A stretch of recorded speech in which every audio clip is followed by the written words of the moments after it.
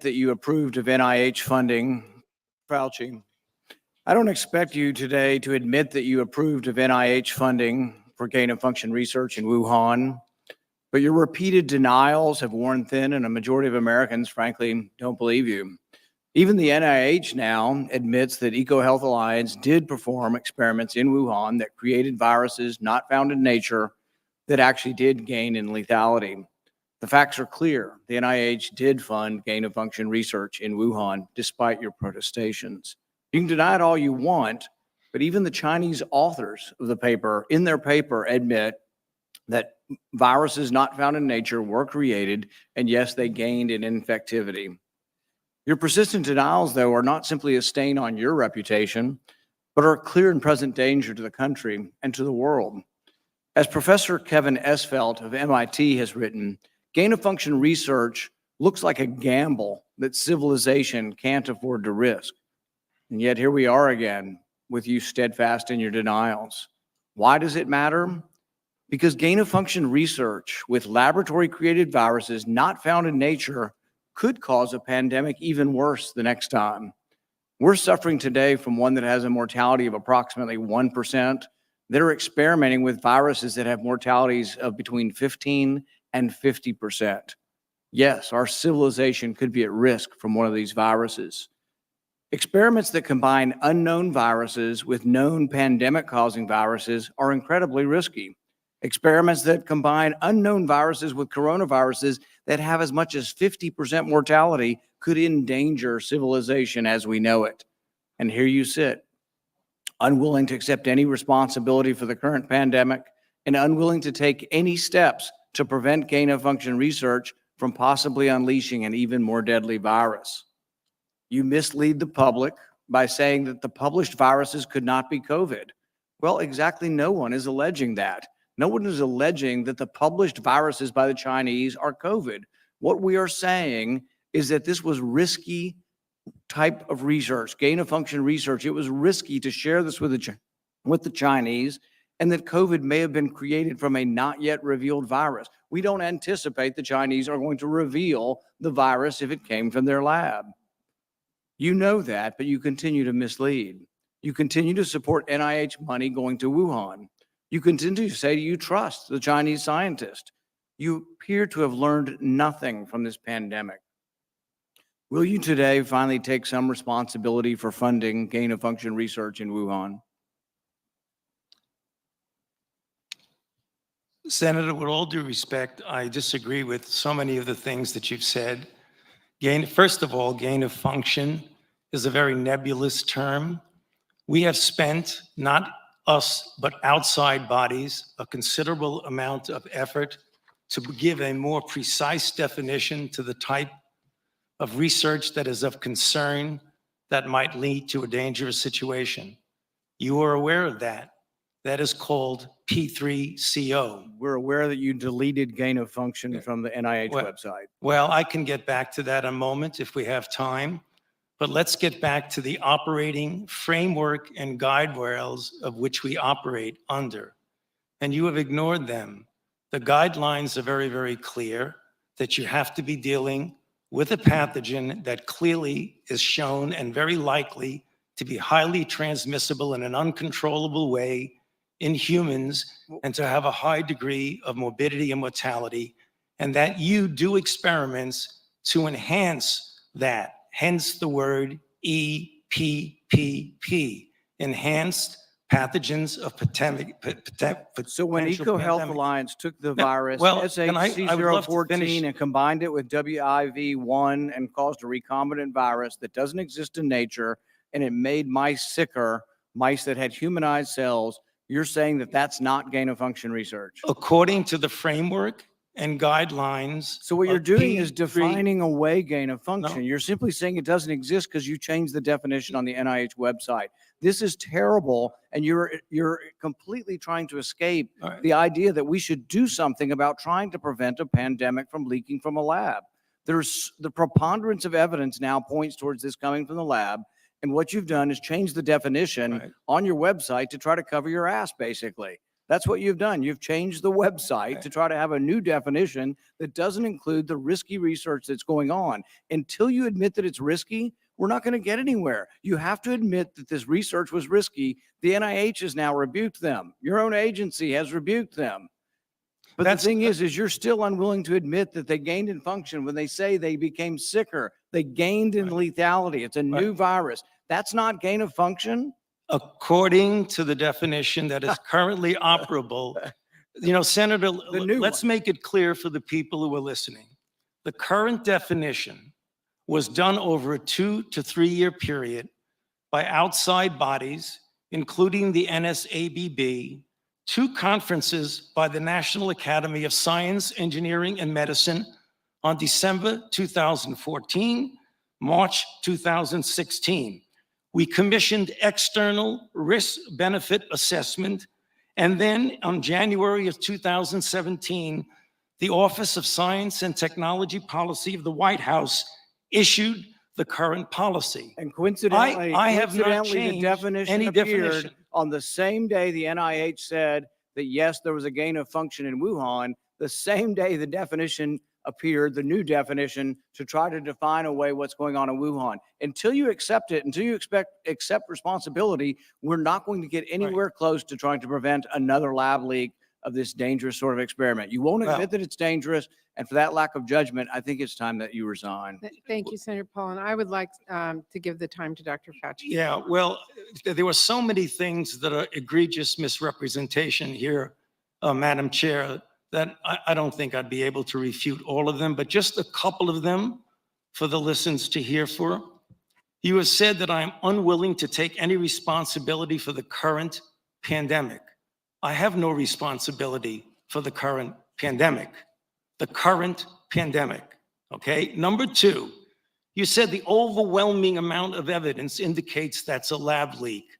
I believe most card-carrying viral phylogenists and molecular virologists would disagree with you that is much more likely, even though we leave open all possibilities, it's much more likely that this was a natural occurrence.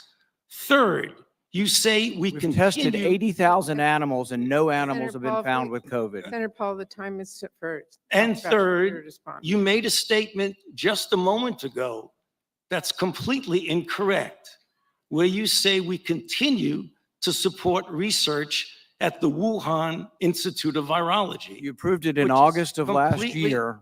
No, your statement says, quote, I wrote it down as you were writing. You continue to support research at the Wuhan Institute of You were in Virology. committee a month ago and Which said is you still completely- trust the Chinese scientists and you still support the research over there. You said it a month ago in Senator committee. Paul, I have allowed Dr. Fauci to respond. You've had your time. I'm going to give him. He's going to one be more minute. dishonest. He ought to be challenged. Senator Paul, we will allow Dr. Fauci to respond after you've given accusations like that. Dr. Fauci. Well, I don't have any more to say except to say that, as usual, and I have a great deal of respect for this body of the Senate, and it makes me very uncomfortable to have to say something, but he is egregiously incorrect in what he says. Thank you. Thank you. History will figure that out on its own. So we will turn to Senator Hassan. Thank you.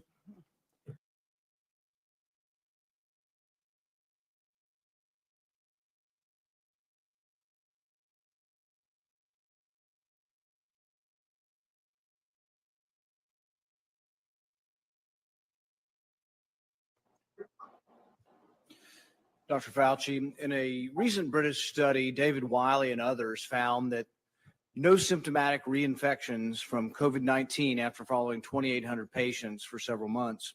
In fact, there have been no reports of significant numbers of reinfections after acquiring COVID-19 naturally. Shane Crotty, a virologist at La Jolla Institute for Immunology, concludes from his experiments that the amount of immune memory gained from natural infection would likely prevent the vast majority of people from getting hospitalized disease, severe disease for many years. In this study, which was published in Science, Dr. Crotty showed that antibody levels stayed relatively constant with only modest declines over 6 to 8 months. Dr. Crotty reported that notably memory B cells specific for the spike protein or RBD were detected in almost all COVID-19 cases with no apparent half-life at 5 to 8 months after infection. In other words, Dr. Crotty found significant evidence of long-term immunity after COVID infection. Furthermore, Dr. Crotty noted B-cell memory to some other infections has been observed for as long as 60 plus years after smallpox vaccination, or even 90 years after a natural infection with influenza. That was a woman who got the Spanish flu, still showed immunity 90 years later. So rather than being pessimistic towards people gaining immunity after they've had COVID or had a vaccine, studies argue for significant optimism. In fact, there have been no scientific studies arguing or proving that infection with COVID does not create immunity. There have been no studies showing significant numbers of reinfections. Of the 30 million Americans who have had COVID, only a handful of reinfections have been discovered. In fact, the New York Times reported last fall more than 38 million people at the time worldwide had been infected with the coronavirus, and as of that date, fewer than 5 of these cases had been confirmed by scientists to be reinfections. Scientists interviewed for the article concluded, in most cases, a second bout with the virus produced milder symptoms or none at all. Given that no scientific studies have shown significant numbers of reinfections of patients previously infected or previously vaccinated, what specific studies do you cite to argue that the public should be wearing masks well into 2022? I'm not sure I understand the connection of what you're saying about masks and reinfection. We're talking about people who have never been infected before. You're telling everybody to wear a mask, whether they've had an infection or a vaccine. What I'm saying is they have immunity, and everybody agrees they have immunity. What studies do you have that people that have had the vaccine or have had the infection are spreading the infection? If we're not spreading the infection, isn't it just theater? No, it's not. not. The vaccine and you're wearing 2 masks. Isn't that theater? No, that's not. Here we go again with the theater. Let's get down to the facts.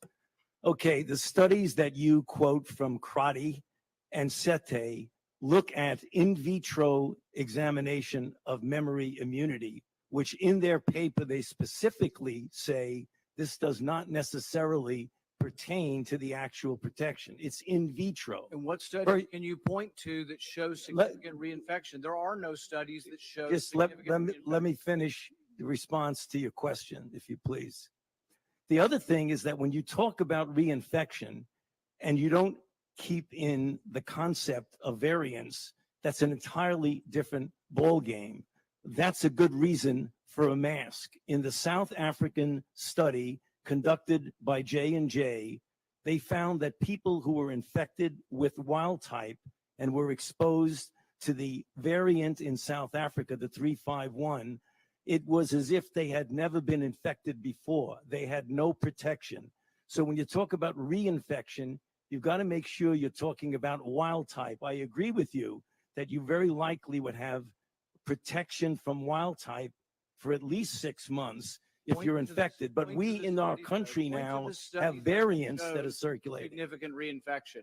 What study shows significant reinfection, hospitalization, and death after either natural infection or the vaccine? It doesn't exist. There is no evidence that there are significant reinfections after vaccine. In fact, I don't think we have a hospitalization in the United States after the 2-week period after the second vaccination. Yeah, you have a death in the United States.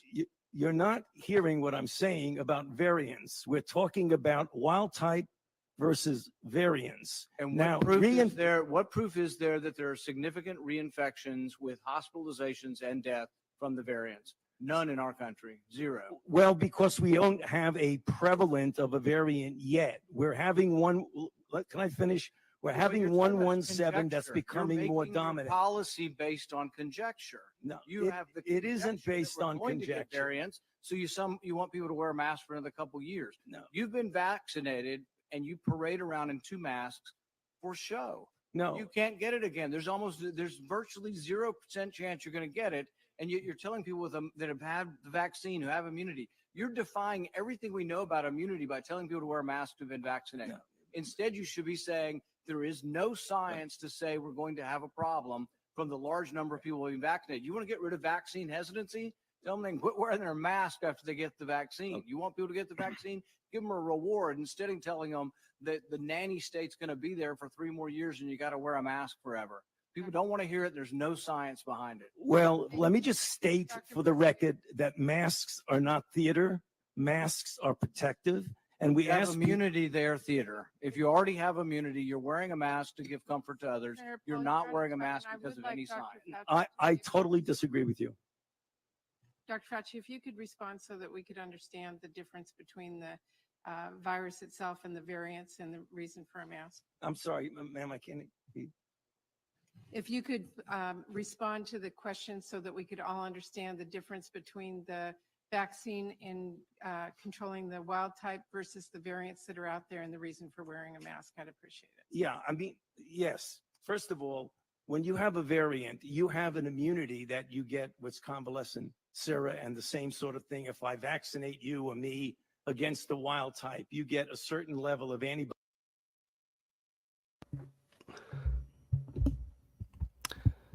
Hello, everyone. Just a quick medical update for you guys. So I recently took a little vacation from YouTube, my channel and such. Not for anything drastic. It was just mostly just burnout from the usual bullshit that's on these panels and streams and such. But even that wasn't like overwhelming. It was just I was just getting kind of tired of the same old bullshit. But anyways, I did recently get another version of bronchitis that nearly originally wiped out my voice and got me sick for way too long. So I'm not going to be able to talk openly and freely about this topic because as you may have noticed in my thumbnail, which I can remind the audience now, let me just bring it up real quick. I think y'all already know what I'm talking about.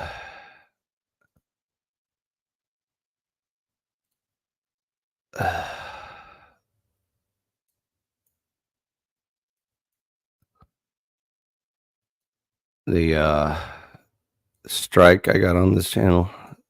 So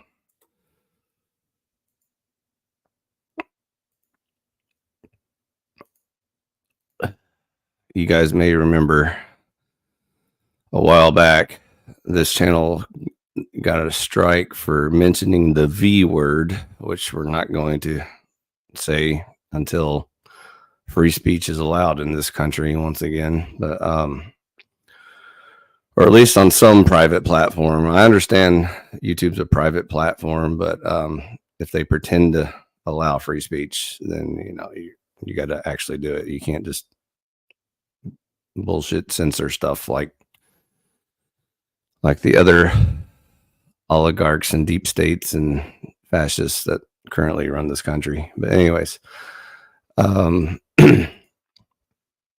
so I'm not going to give any medical advice or make any official declarations or statements about ongoing disputes about science and medicine and whether or not politics is completely fucking it up and whether or not there are definitely certain individuals responsible for all the bullshit we're currently dealing with. And so I think by now, if you haven't figured out who caused it and why and where it came from and all that stuff, then you're probably not paying attention, because even though there was never really any final, smoking gun type of reveal, again, if you just, watch the videos, you'll probably figure out who was involved and where, why, and when, and all that stuff. Anyways, so instead of going into a hour-long rant about why Western medicine has failed in particular, I again, we already know Western medicine has failed, so we don't need to go into all the details of, again, who, why, where, when, all that stuff. Anyways, as a part of an update of my current situation, I believe I'm only going to be going through a 2-week bronchitis, like my original 7-month bronchitis that nearly wiped out my voice. The reason why I think this one's only 2 week, because everyone around me who has the exact same symptoms and saying that they just got over it themselves said it lasted 2 weeks for them. And so it's weird that even though these people aren't talking to each other, they're, like, I'm the one listening to different parties talking about different times and different situations. They're all describing the same symptoms and the same illnesses and stuff like that, and the same timelines. And so that's why I'm pretty confident that whatever I currently have is probably going to be a 2-week variant of the ongoing Kung flu and all its little babies. Whether or not I can actually officially confirm that this is yet another evolution or variant or whatever of the original Kung flu, I'm not 100% certain. So I'm not a licensed medical professional, nor would I trust or believe any of those people. As you can see on screen, there's lots of doctors in our Western medicine that are complete politicians, liars, grifters, scammers, con artists. And so, I think most people know that you really can't trust much of anyone these days anymore. Any professionals or certainly not anyone in power, anyone who's like the head of XYZ organization or whatever and stuff like that. Those are pretty much guaranteed corrupt and bullshit and full of lies and, deceit and all that stuff. So anyways, but again, like I said, that's part of the bigger problem of complete failure of Western medicine. And so, unfortunately, the American version of Western medicine is also very political. And so that's probably why we'll never get any clear answers nor any actual solutions to, the ongoing problems. And so anyways, unfortunately, my particular case, I have shitty European, British inbred genes. And so I already have a pretty weak immune system to begin with. I was like born with asthma, and I went through a whole life of like chronic bronchitis and croup cough and, sinus infections and almost chronic yearly allergy battles. Like every time allergy seasons came around, it would just wipe me out for months at a time, in addition to the usual amount of like flu seasons and cold viruses and all that stuff like that going around. I would always catch all of those and get sick from all that stuff anyway. So you can imagine how terrified I was when I originally heard about the Kung flu. I thought that was going to be the end of me. I was like, oh shit, that's designed to kill me. So I thought that was definitely going to kill me. So I unwisely isolated myself way longer than usual. And so I actually avoided the Kung flu all throughout its original release. And so while the rest of the world was getting sick starting around 2020, definitely through 2021 and even into 22, I didn't get the Kung flu until like November in 23, just to show you how isolated I was from the general public. And so for any actual legitimate doctors out there listening, the honest, good ones that maybe actually be able to help. My personal anecdotal evidence, if that helps any, is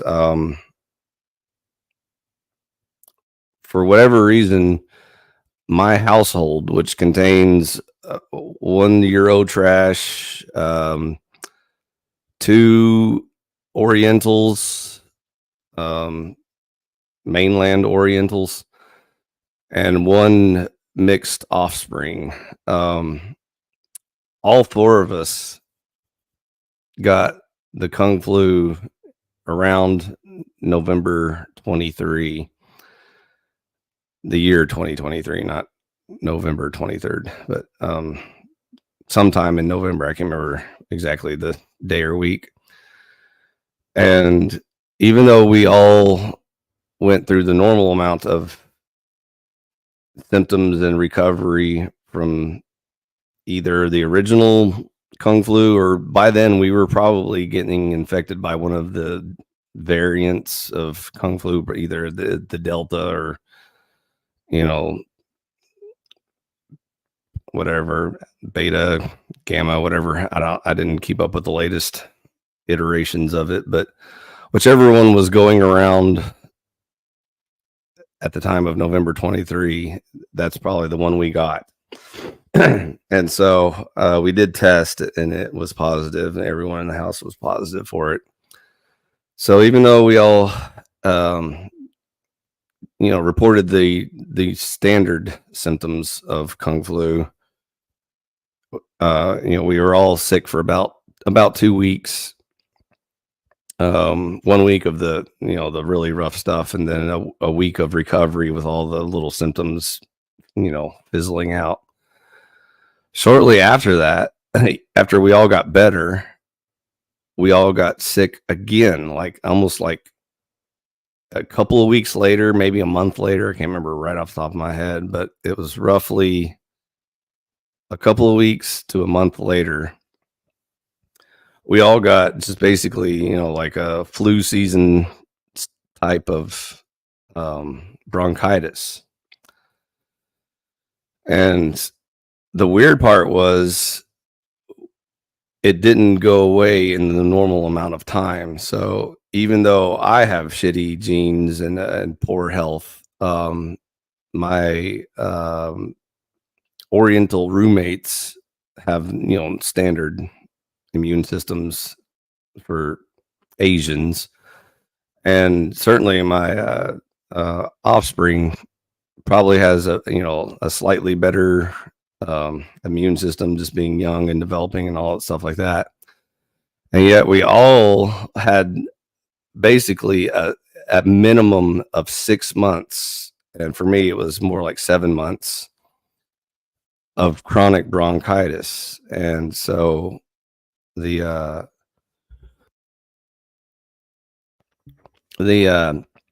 time period that it lasted was obviously pretty strange, because even though we had all just got the Kung flu and recovered from it, and then we all just got whatever flu season bronchitis was going around at the time. The fact that it lasted for at a minimum of 6 months, and for some people up to seven months, is kind of strange. And so my theory on that is that we had all just gotten Kung flu for the first time. And so instead of having 2 to 3 years of building up our natural immunity to Kung flu and then all of its follow-up symptoms and, attacks or whatever, I think we were just starting the process of adapting to it. And so that's my best guess is, that's what happens when you first get it. And there's probably a lot of people that have already forgotten what it was like when they first got the Kung flu back in 2020 or whatever. So a lot of people may have experienced the same type of situation where the first time you get it, any sickness you get immediately after that is almost like amplified or prolonged. And so, but I think during those years, everybody was sick all the time, and a lot of people were just constantly taking all the medicines and doing lots of hospital visits and stuff like that. And so A lot of people probably don't remember a lot of details of what happened and where, when, and how, and all that stuff. So, anyways, I just thought I'd share my little personal anecdote again for any legitimate good doctors out there who hope to one day properly study this and sooner than later provide some actual, solutions and stuff. So anyways, like I said, I'm not going to go into the failure of Western medicine because it's kind of a moot point at this juncture. So, anyways, personal update. I'm kind of recovering. Again, you can hear it in my voice. I'm still not well. I'm just I'm not getting worse, but I'm definitely not getting better. So hopefully it's only going to be a 2-week exchange with probably some Kung Flu variant or whatever. And once again, my voice is nearly gone. So, like I said, the first time I had it for 7 months, the bronchitis, it nearly made me mute. Like I could just barely talk, throughout those 7 months. And then I recently started to recover a little bit and I could almost start talking again. And then I just now got bronchitis again. And so once again, my voice is almost gone. Like I can just barely talk. So anyways, so in the combination of taking a little vacation from YouTube and just getting sick as usual, like I said, I'll probably be taking an extended vacation from YouTube. So probably take another couple of weeks or maybe even up to a month just to fully recover.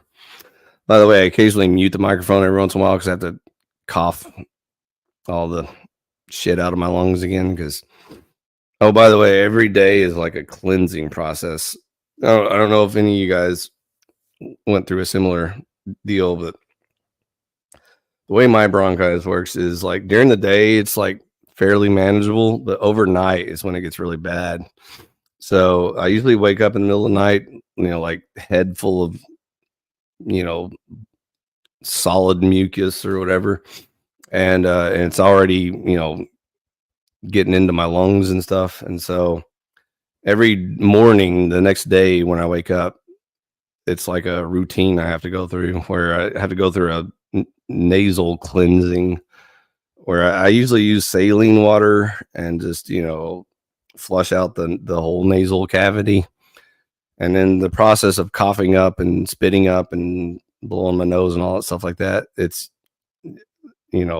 unhealthy amounts of solid mucus and including blood and all that other stuff, from just, dried out sinuses or whatever.